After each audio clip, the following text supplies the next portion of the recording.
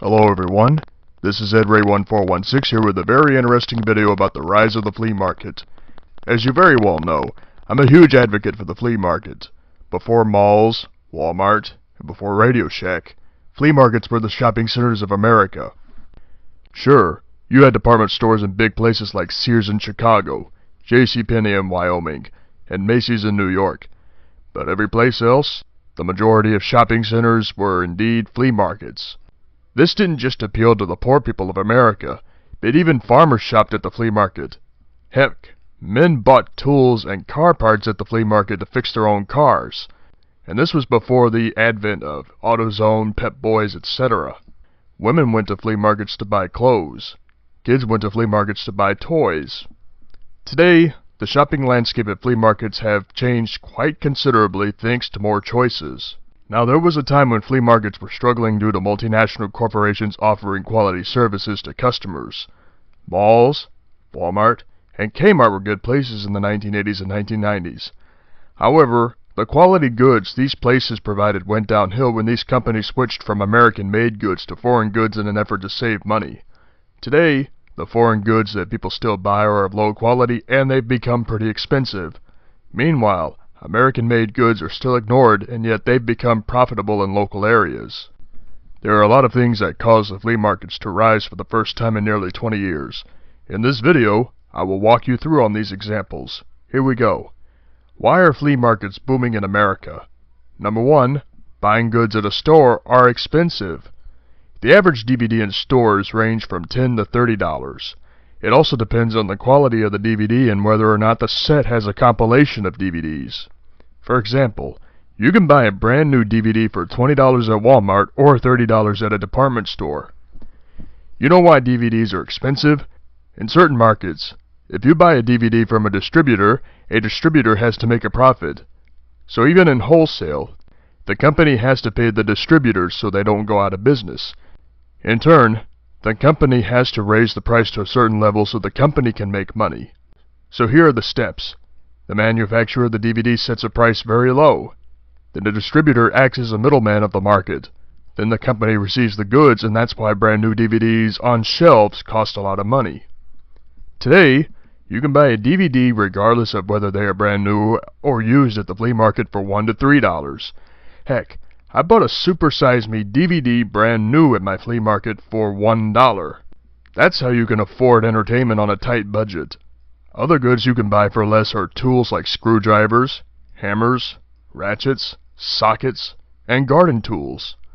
So why should people jump into their car, waste gas going all around town for these things when they can get it all at the flea market for less? Number 2, it draws the community closer. The flea market isn't just a place to buy quality goods for less. The flea market is also a place where people can socialize while searching for goods. I have a very strong connection with my local flea market, and I've done what I could to help draw a bigger crowd. It's a good way to put down the phone, say hello to people, and joke around while searching for stuff. I've seen how social people can be at flea markets compared to any place else.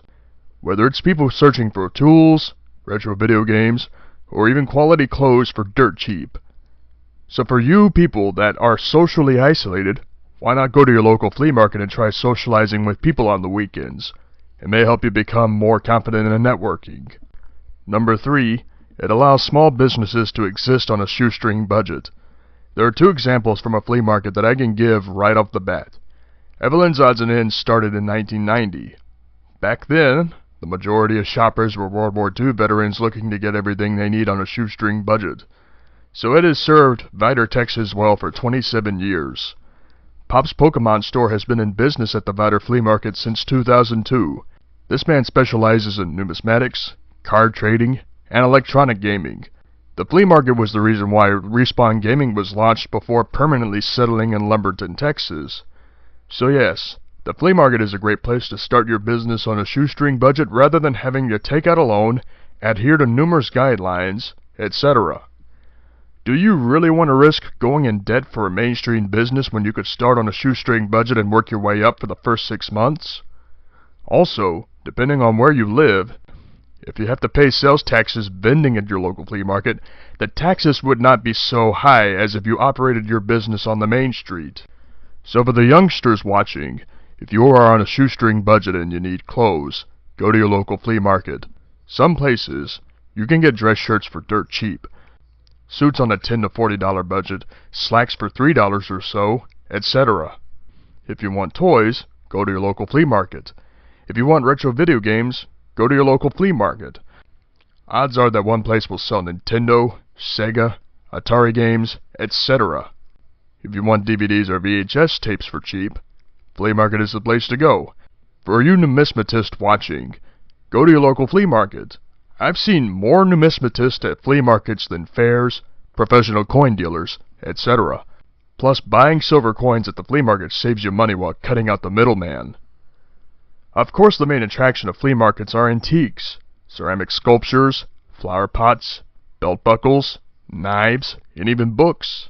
But flea markets also have become big because of refurbished lawn mowers and refurbished rototillers. And I've seen this personally. A refurbished lawnmower can sell for $100 while new lawnmowers sell for $250 on average. A refurbished rototiller can sell for $75 while new rototillers can sell for $200 on average. You see, the flea market is a place where you can get everything you want on a shoestring budget in one place. That's better than having to drive to an auto parts store just to buy ratchets, a hardware store just to buy screwdrivers, a department store to buy clothes, an electronics store to buy games and DVDs, and a coin dealer to buy silver and gold coins. If you went regularly to the flea market on weekends rather than have to scatter around town every day, not only will you save money shopping, but you will also save money on gas because you are driving less to get quality goods for less. More money in your pocket in the long run. And that's why the flea markets are rising. Quality goods for less, great social environment, a better place to start your business on a shoestring budget, and you save money traveling just to get the goods in one place. If there's any place that could put Walmart out of business, it's your local flea market. It's the ability to say no to Walmart and say yes to a local environment that's socially warm and can benefit your local economy in the long run. Hopefully you youngsters will realize how easy it is to understand the value of a dollar. I predict that within 10 to 20 years, the flea markets all across America will topple the shopping centers in person while online retailing will dominate the market overall.